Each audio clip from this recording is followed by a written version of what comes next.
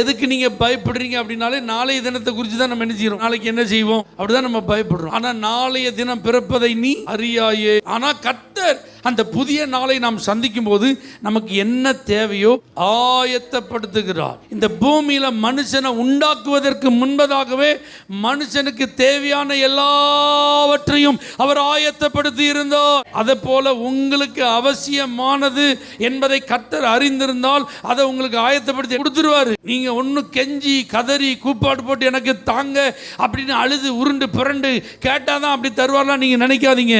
எனக்கு குறித்திருக்கிறதை அவர் நிறைவேற்றுவார். ஏன்னா நான் தேவனிடத்தில் அன்பு கூறுகிறபடினால எனக்காக எல்லாம் ஆயத்தமாக்கப்பட்டிருக்கிறது. எல்லாவற்றையும் கர்த்தர் எனக்கு வச்சிருக்கிறார். அதனால தான் பிரசங்கில வாசிக்கிறோம், அதினதின் காலத்தில் எல்லாவற்றையும் அவர் நேர்த்தியாய் செய்து முடித்திருக்கிறார். அப்படின்னா உங்களுக்கானது எல்லாம் ஆல்ரெடி ப்ரிப்பேர்டு.